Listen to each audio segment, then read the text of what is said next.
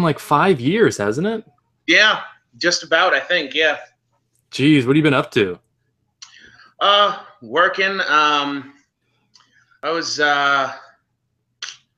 just trying to make short films where I can catch up on, keep up on what's coming out. Yeah, yeah. Have you done anything else other than the one you sent me? A couple. My computer Oh, crashed, yeah, a while back, and I didn't listen to everyone's advice about backing things up, so I had to bite the oh, bullet on that one. did you lose them? Yeah. Oh man, that Yeah. sucks. It was a bad day, but it's got to roll with it. God, I could imagine that happening to me because I don't really have anything backed up either. Mm. Now now I do. Yeah, yeah. Once and I learned from it. It's so ethereal on digital. I mean, it's just code and fairy dust and all these intangible things, and it can just be gone just like that. Yeah.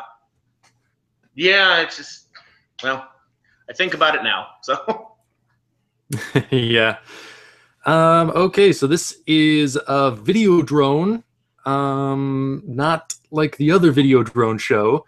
This is the interview show, the video drone interview show where I invite somebody on and yeah, we talk about their work or movies, cinema, filmmaking, whatever it is.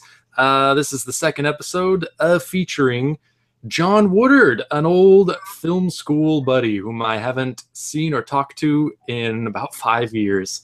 It's a reunion. Yes. Welcome, Jon. Thank you for having me. Glad you could be here. Yeah, so this is not really a chat interactive show, so if people are posting things in the chat and if you're not getting a response, please don't be upset, but yeah, this is kind of a one-on-one deal. And yes, we are joined by Chaz's Dungeon right now, and yeah, wow, so, an interesting incident just happened not too long ago. I still got the adrenaline going a bit. I'm coming down now, but it was a little wild few minutes, a little bit back. Interesting. It's an interesting way to start the interview, but yeah, there was something going on. I was actually messaging with Chaz's Dungeon, trying to set up an interview with him and a few other things, and then yeah, I saw this guy like outside my back door. He had like a shovel in his hands. He was yelling at somebody, and then I'm like, I'm living with my parents right now while I'm getting ready to move up to Portland. And I say to my mom, she's like, "Do you see that guy? What's going on?" She looks out the window and then she says to me, "There's a guy with a gun out there." Oh, good Lord. Yeah. And I'm like, oh shit. Like first thing I'm thinking when I hear gun, I'm like, this is it. This is how I die. Like, God damn it. Lord. I know. So yeah, call 911 and yeah, come to piece together that, yeah, apparently, because we're having a lot of break-ins around this neighborhood right now. It's really bad. But apparently, yeah, a guy broke into somebody's house, and the guy who lived there came home while his house was being robbed, and then just started chasing the guy. He was the one with the gun, apparently. Yeah, and so it was just chasing the guy around this area, and they wound up in our backyard. But like, yeah, I thought it was going to be something a lot worse. But yeah, nothing happened. Nobody's hurt. I think they caught somebody, but yeah, that was an exciting few minutes. Yeah. Lord, nothing like getting your blood going. I'm glad you're all right. Me too. Yeah, me too. So now I could sit down and do this interview. Be grateful that I'm alive and here, and even though my life wasn't really at risk, but it felt like it for a few minutes. Well, you're nice and awake now. Yes, yeah, probably gonna crash though in a little while once the adrenaline wears off. Halfway through the interview, you need a nap. Yeah.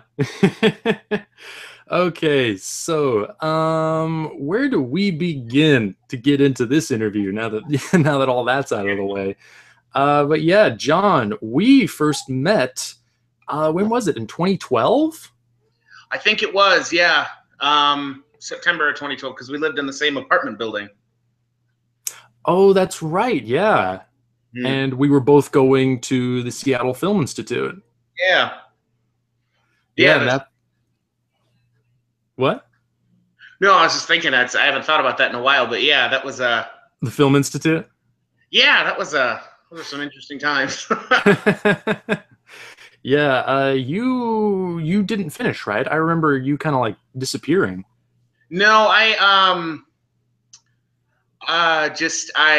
sort of overestimated my ability to work with the money I had, and it Yeah, got yeah. to the point where it was too stressful financially that I couldn't focus on the work, and anything I was turning in was really not my best, and so I figured it was probably better to, just leave that avenue alone and try another way. Yeah, okay. Well, I didn't know that. Yeah, I remember. I don't know. Maybe you mentioned something to me, but yeah, I just remember like you just weren't there one day. I was like, "What happened Yeah, to John?" yeah, yeah. I was pretty unhappy about it, and I said I didn't really want to discuss it with anybody. Yeah, Because I was a lot more immature at the time, and a little too sure of myself when I just sort of bolted there. yeah, I can relate to that. Yeah, it was kind of a rough time for me too. Yeah, financially, yeah, just emotionally. Yeah, I can relate. Um, But, but we what? well, so you live and learn. Yes, yeah, I did definitely learn some lessons from that experience. But yeah, so that was in 2012. We were both going to the Seattle Film Institute, and I guess we started getting to know each other when we were doing the first projects in the classes. We did like solo Super 8 shorts, and I cast you as the lead in both of my shorts. That's right. You remember those? I do. Yeah, that was that's right. Yeah, and there was a prime example of me just assuming I could do something. As you asked, is there any chance you could act in this? And I said with way too much confidence, "Oh, of course I can. I can totally do that." And then I You remember could though. well, I'm glad, but I remember the morning before thinking like, I really jumped into this without thinking. Well, I'm glad you did it though, because you were actually really good. Well, thank you. Yes, I think you delivered some pretty quality work in both of those. Well, I appreciate that. Yeah, of course. But yeah, I actually ended up dropping out of the institute too. Not long after you left. Really. Yeah, didn't finish. Mm. Just kind of like financially, yeah, just wasn't going too well, and yeah, I kind of went through a depression that kind of just made it so I wasn't really able to show up to class consistently. It was a bad time for me. Gotcha. Yeah.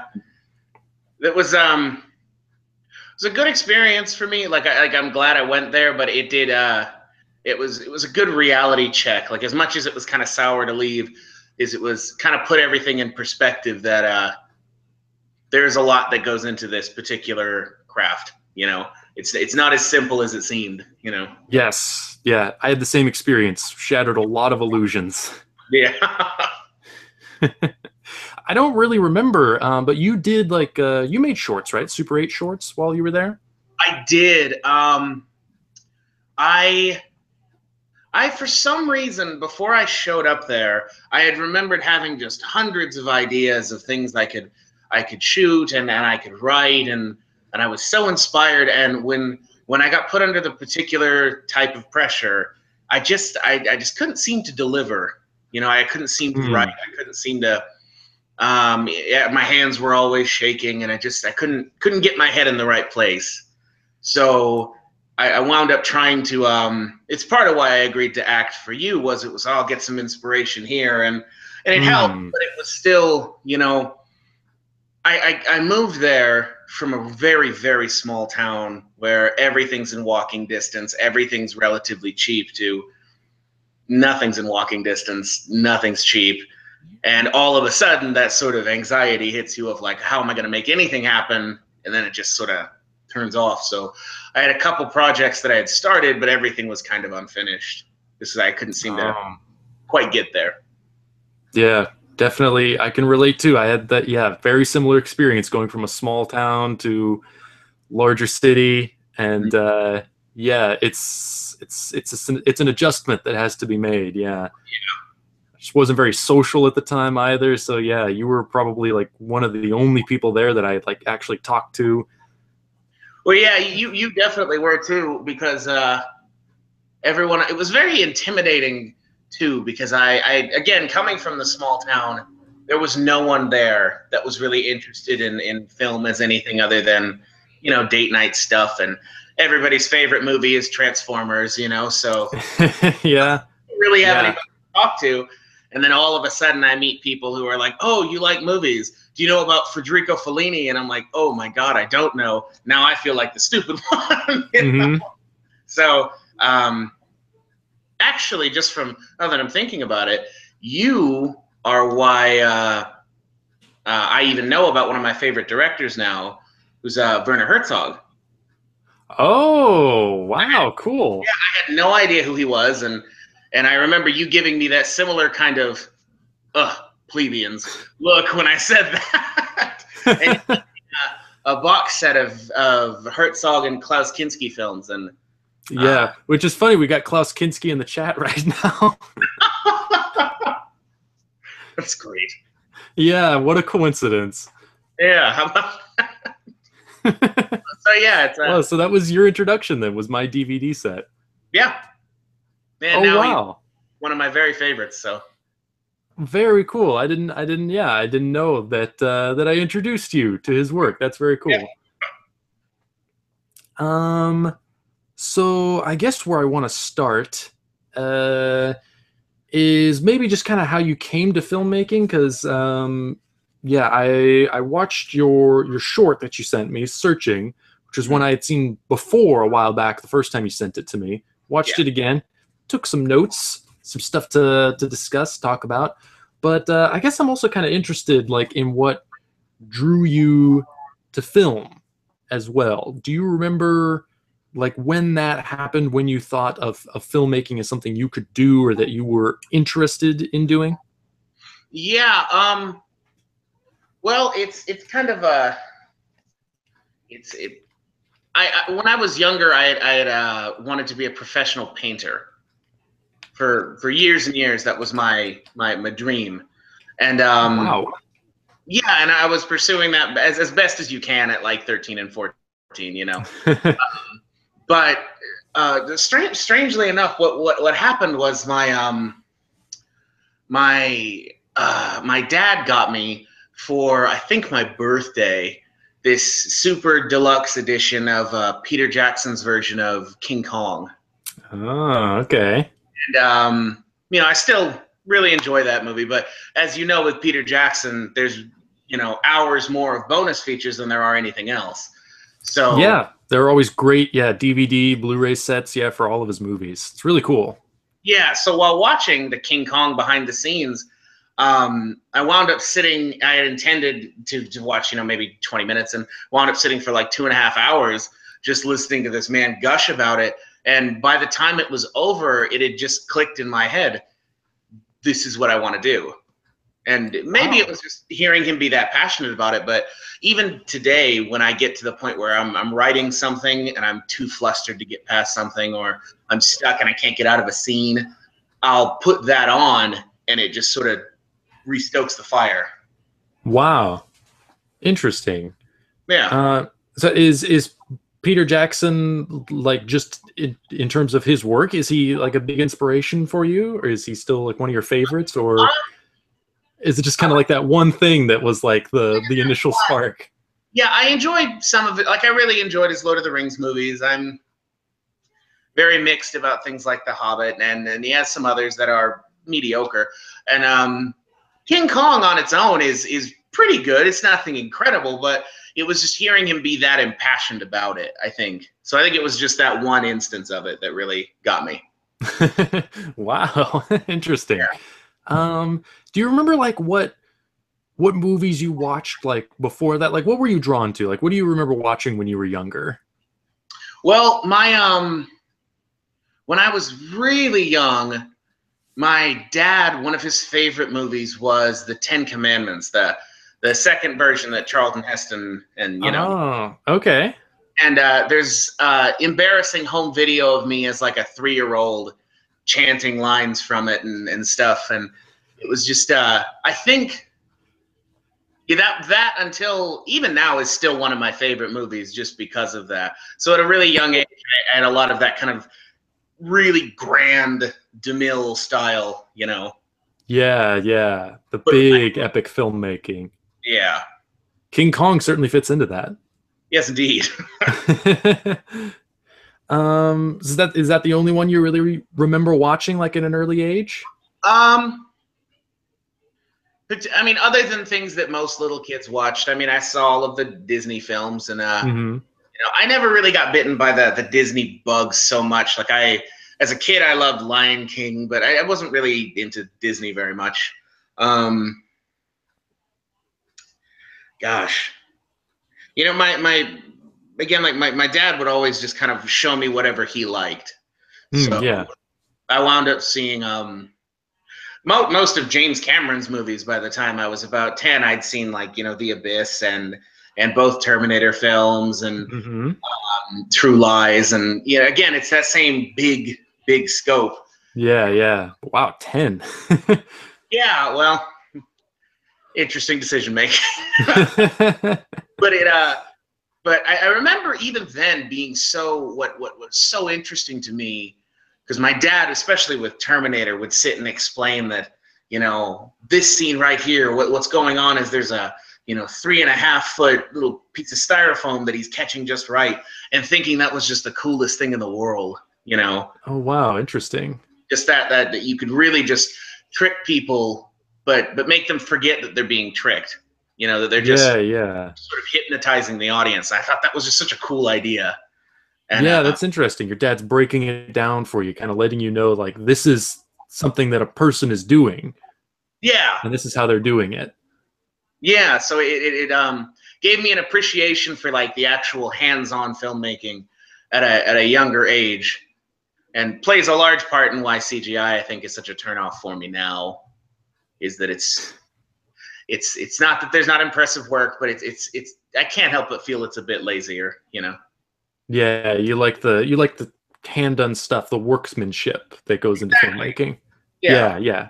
I'm the same way. Yeah, I like getting a sense of things being handmade, Mm-hmm. and getting a sense of craftsmanship, and you know the sense of the worker's hands, you know, on the thing that they've put together. I'm right with you on that. Yeah, it's a part of why Fitzcarraldo has become one of my very favorites. Yes, I think Herzog, was certainly formative for me. Yeah, kind of in creating that mindset and how I think of filmmaking. You know, Mm-hmm. don't use CGI to tow a boat over a mountain. Just actually tow a boat over a mountain. Yeah, we'll just do it. That'll be fine. Mm-hmm. So after King Kong, after the behind the scenes of King Kong, that kind of pushed you in a new direction. What movies did you discover subsequently that kind of informed the sorts of movies that you wanted to make? Because you said you had tons of ideas. Like, can you place like where those ideas were coming from? Sure. Well, not too long after seeing King Kong, someone showed me Edward Scissorhands, and Okay. which I had always, not intentionally, but I'd always kind of managed to not run into Tim Burton, and it just, you know, wasn't liked by the circles that I ran with, so I just never saw it. And then a friend, I don't even remember who, but said, you should watch this, and it just was kind of like an informative experience watching this movie that is entirely not action based. Is entirely just like a very, very mellow film, but it's very overwhelming emotionally. And again, while thinking about, well, how did you make this and how did you make this work? That movie played a big part in my interest in the writing aspect, because it made it really clear that, like, the storyline is what charges this. Yeah, and characters, yeah. Yeah, so character-driven things, and let's see, what else would there have been? I watched through his entire catalog at that point, which he hadn't made Alice in, and he hadn't made Alice in Wonderland yet, so he hadn't sinned too badly. Uh,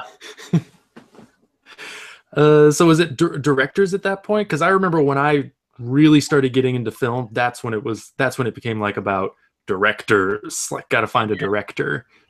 right. Well, I think that came from that sort of painting background of the idea of someone actually sort of creating. You know, I mean, because there's always a team and there's all these people involved, but Yeah, yeah, the idea of a director is, in a way, it's a much bigger scaled version of like a painter. You're creating everything, you know.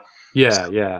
I couldn't help but more be interested in, well, what is this person, you know, and trying to identify even kind of bad films, even things like Michael Bay, like, well, what are your tropes? What is it that you keep doing that makes your films this way? You Yeah, know, yeah. and so I'm not sure I could say a particular group of films, but it just became like watching just about everything and just trying to identify brush strokes, so to speak. Yeah, yeah. Absolutely. So it was just kind of like seeing films in a new way at a Hmm. certain point. Yeah, Yeah. interesting. So you were only 18 when you went to the Seattle Film Institute then? Yeah. Yeah, I didn't realize you were that young. I thought you were my age. Nope. Fresh out of high school. Wow. Okay. And then yeah, it didn't end up working out. So when did you start like putting together your own shorts? How long after that? Well, when I left, I was pretty bummed that it hadn't worked out, you know, and I tried to just sort of put it out of my head, but you can only do that for so long, you know. Just try to ignore Yeah. it. And one of the big turning points for me was about a year later, so at 19, Terrence Malick's The Tree of Life came out. I wrote down Terrence Malick in my notes because I was getting a lot of vibes of Terry Malick from Yeah, searching. I thought you might. And when I saw that, um, I just remembered like being so astounded at like, oh my gosh, you could. He just sort of reinvented the way the whole story needs, or a story can be told. You know, it's not. It's so different. You know, it's told entirely Yes. in imagery and music and atmosphere, and the idea that you don't have to elaborate on every single detail. You don't have to tell the audience really what happened, and whatever they get out of it is what they get out of it. Yeah, I could totally see that connecting with the fact that you wanted to be a painter early on. Terrence Malick is very much a painter with images. I could see how you would instantly connect with that if you had a background of an interest in painting. Yeah. So after seeing Tree of Life, it sort of re-sparked my, you know, I should at least try and do something like this, you know. So I Hmm. started just sort of, you know, little things here and there, and just kind of worked my way back up to it. Well, was searching the first one you did, like the first like real short, or No, there were four particular that I had done, but those, you know, died with that computer. So sadly? yeah. So there's since then there's two, and one was searching, the other was a video of or I guess a short film for a woman's spoken word poem that I knew locally, and Oh, okay. that's about it thus far. There's a lot of things in the works, but nothing that's come to fruition quite yet. Okay. But you got stuff you're working on. Oh yeah. Oh, good. I'm glad to hear it. Mhm. So was searching just kind of getting some friends together, like hanging out for a couple days and just shooting some stuff, or how big a production was this? Well, uh, financially, not at all. Okay. I have the benefit of the this friend of mine, Daniel, who plays the male lead in Okay. Search. Yeah. He's been one of my best friends for the better part of a decade, and Mm. he's just willing to pretty much do anything for food. So I was like, I'll feed you. Come do this, please. And I was looking for a girl to play. So I about a month before I even approached him, I had sort of this idea had kind of popped into my head about doing some kind of short that revolved entirely around um, sort of the real relationships that are around me, you know, real problems that like my friends go through, you know. This is like kind of over romanticizing of relationships where it's constantly everything's working wonderful and it's always the good things, or if it's bad, it's so dramatic and so sad music and violins and rain clouds, and you know, it's never like that, you know. It's people sitting at home thinking about how that sucked, you know, or awkward conversations in the park about needing my stuff back and stuff like that. So Oh, yeah, yeah. so I just sort of penned out like an outline for it and approached him, and then was looking for a girl, and he had just started dating Megan, who's the girl in there. So we were able to work really well with their you know, because they'd been dating a week, so it was very kind of fresh puppy love, you know, romantic, that I could just kind of let them do their thing and then follow them with a camera and hack it up later, you know. Yeah, yeah. Very, very Malikian. But yeah, so searching, yeah, I think you kind of explained the concept. It's about relationships. It's about yeah, it's about a breakup, and it's kind of about the lingering feelings following this relationship that falls apart. And yeah, the I guess yeah, the thinking about the past and thinking on, yeah, these things that happened, these feelings that were had, these connections that were formed that are no longer there. Done very much, yeah, in that that very visual, romantic Terrence Malick style, which I think you emulate pretty well, like the voiceover, the music, the imagery. I actually found myself, yeah, I found myself tearing up in a couple moments. That's it's a good, he's a good blueprint to follow, because like his techniques really do stir you and hit you emotionally. Like you did, I think you did a good job of finding that mode yourself. Oh, well, thank you. I really appreciate that. Yeah, yeah, of course, of course. If you do another one, are you planning on doing it in the same kind of style, or do you want to try something different? I don't know. It kind of depends on, like, I'm not sure I really even approached searching with the idea that I would try and emulate. It was just as I wrote it and then we started working on it, it just felt natural. It felt like the way the story, the texture to it felt like that to me after reading it was completed. So that just seemed like the way to do it. If whatever comes next feels the same way, then probably, you know, I can't help but like that particular style of shooting, things like letting people improv for, you know, 20, 30 minutes and then taking what worked and what didn't, you know. You can wind up really, really genuine, believable things. And it's just, it tends to be more genuine than when you try and block things too much, you know. Not that blocking doesn't have its place, but it can get really wooden really fast with people who aren't trained. And absolutely, you know, it's what I have to work with right now are not really super professional. Yeah, you know, very, very willing, but you know, the first time they'd ever acted was with me. So yeah, but they're good choices. Yeah, I think you're right. They're good choices. Rather than, yeah, giving people who aren't used to reading dialogue or hitting marks or anything, of just kind of letting them just do things, letting them just kind of create a scene themselves. And the way you linger just on their faces, their looks, and allowing us to just kind of infer the things they're feeling rather than saying explicitly, like, this is what's going on, this is what I'm feeling.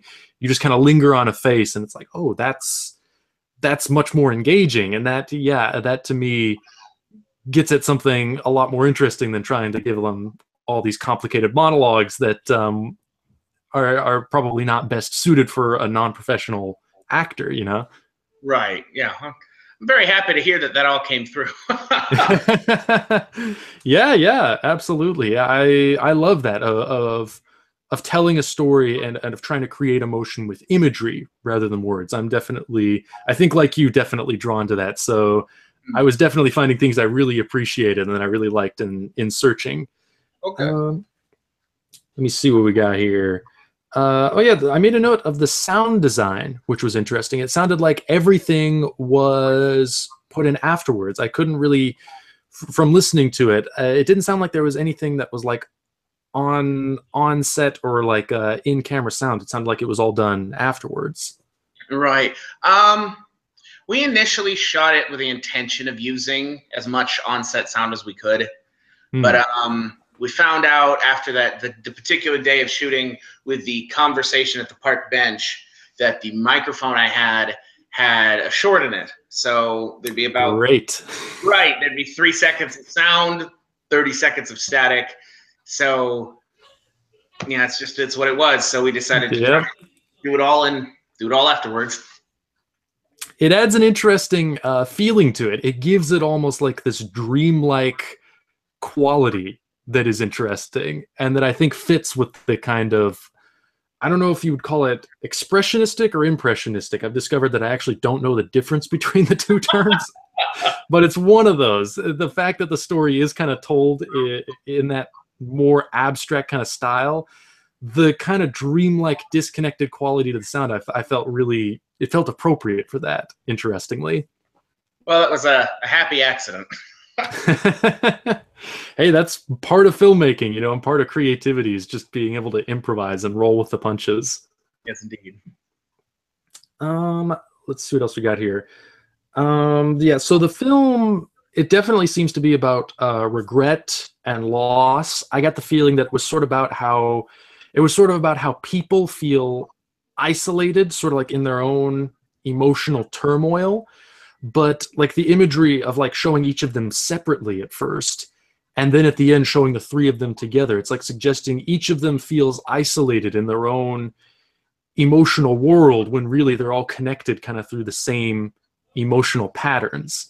It's like they're all kind of one and the same, but they feel totally solitary. Is Yeah. that Yeah. Wow, man, you are. This is a weird thing to say, but you are very good at watching movies. Thank you. Yeah. No, that's in better words than I'd really thought about it before. Kind of exactly what I was going for, because again, something that I'd realized in the real stories of real people around me was everyone is, whenever there's something strenuous going on, either they're watching their friend make terrible decisions, or they themselves have made terrible decisions, or they're heartbroken or whatever, they always perceive themselves as hurting so much worse than everyone else.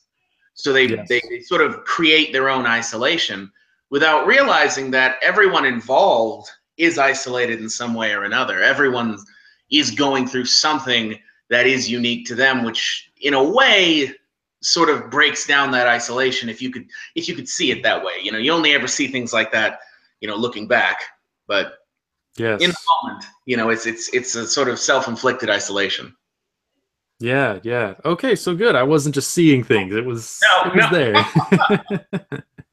Very cool though. Yeah, I thought you did a good way. I thought you found a really interesting way of representing that visually, of kind of like through symbolic imagery. Well, thank you. Yeah. But it was conveyed to me, so I think you did an effective job of that. I'm very glad to hear that. I also wonder if the theme of faith is really a conscious thing you layered into the movie, because it does open with a quote.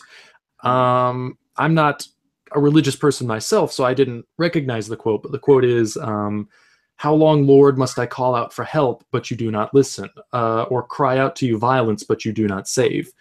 And it seems like the voiceover kind of takes the form of prayer for some of the characters. So is faith a part of this movie? Does that relate to you personally?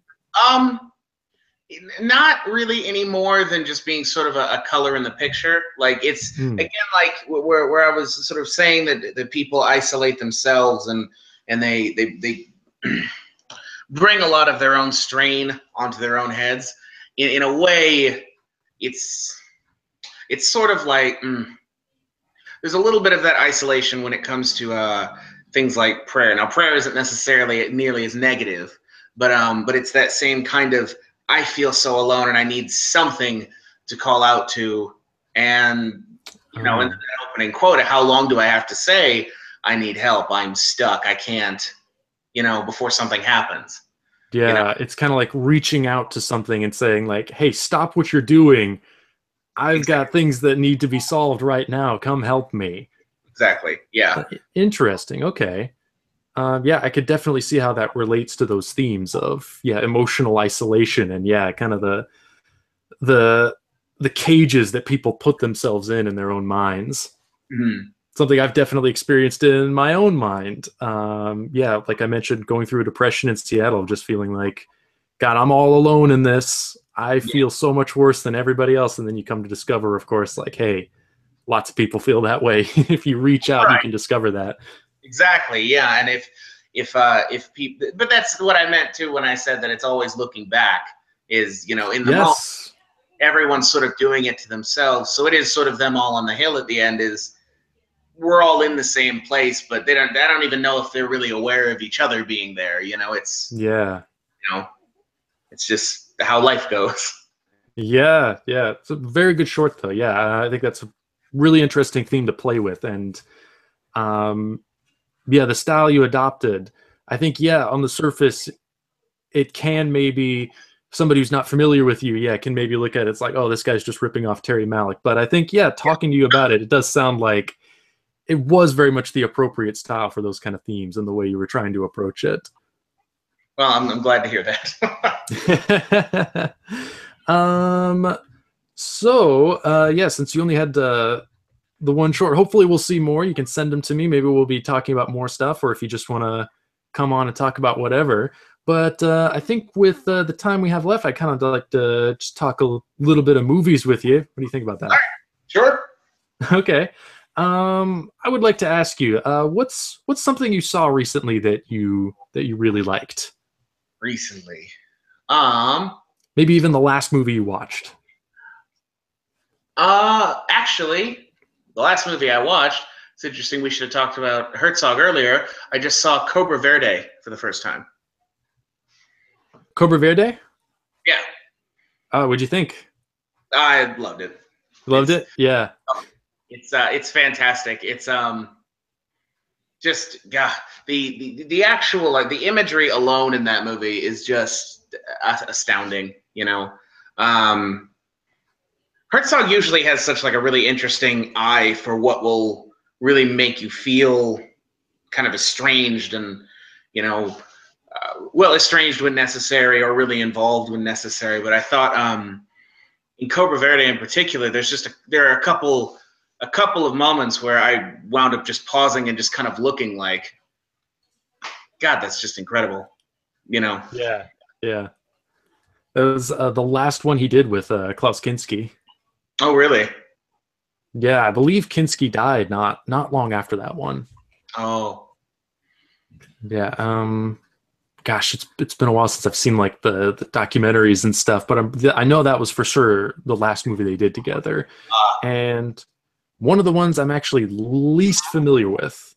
Like I mm. think I watched it a long time ago. I might need to go back and revisit it. But I think it's worth watching. You know, it's really something.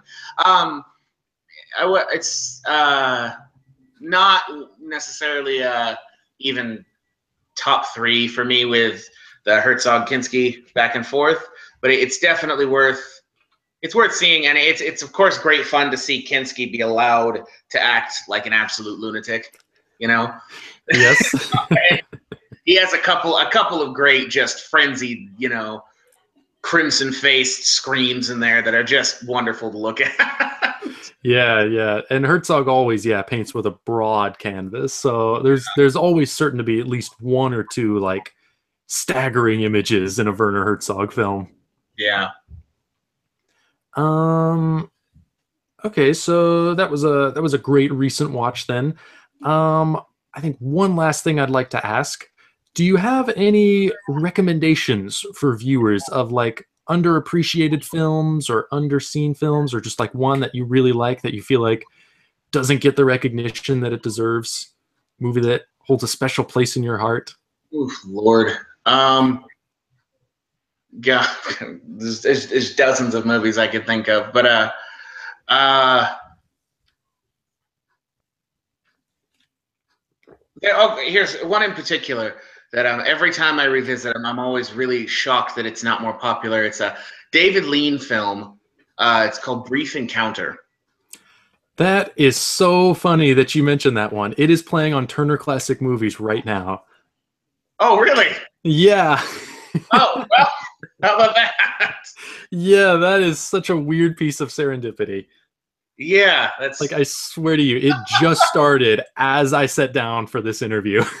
Oh, that's craziness. Yes. Well, that is one of the that was one of the more like, it just left me speechless when I finished that movie. And just fantastic acting, fantastic directing. It's sort of a bias on my part, but when there's quality cinematography in black and white, I have a hard time being critical, I'll admit. So but the whole concept is very interesting. And of course David Lean is David Lean, he's an excellent director. So yes. One of his early films, yeah? Yes. Working much more intimately than he did like in his later, more well-known like epic films like Bridge on the River Kwai. That's just kind of like just about two people, and a delicate romance. Mm-hmm. Yeah, it's very and another one of those where it did kind of what I was trying to do with Searching, which is bring out the sort of thoughts that you don't even really realize that you have. I assume have you seen this? Yes, I have seen Brief Encounter. Okay, I have it on Blu-ray. Good choice. In the opening, where she's on the train and she's having that sort of inner monologue about this woman who came and sits and starts talking to her, and I won't go into too much in case anyone out there hasn't seen it, but it's astounding, the dialogue there. It's because as she's speaking, I'm hearing things that it feels like deja vu almost. Because I've had those exact thoughts, I've had those exact frustrations, those exact force with myself. And as it proceeds, it never drifts into the realm of being unbelievable, of being overly dramatic, of being, even acceptably too romantic, or it's just completely believable. It feels very real. Yeah. Okay, it's been a while since I've seen it. I'll have to give it another watch. That one and Cobra Verde, both ones I haven't watched in a very long time. Both worth watching. All right, well, thank you.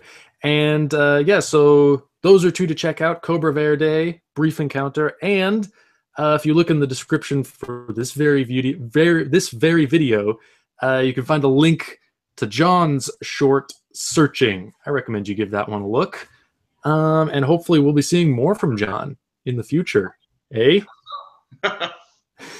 Okay. So I think that's about it for this episode of Video Drone. Feel good about that, Jon? Any last things, or? Oh yeah, thank you. Thank you for having me. I appreciate it. Yes, of course. Glad you could be here. It's nice to reconnect after all these years. Yes, indeed. Hopefully I'll talk to you a little sooner than another 5 years. Yeah. Yeah. If you just want to come on and do like a Siskel and Ebert show where we just talk about stuff we've seen recently. Oh, absolutely. That's a great idea. Yeah, I'd love doing that too. So yeah, don't be shy about messaging me or anything. Okay, cool. Sounds good.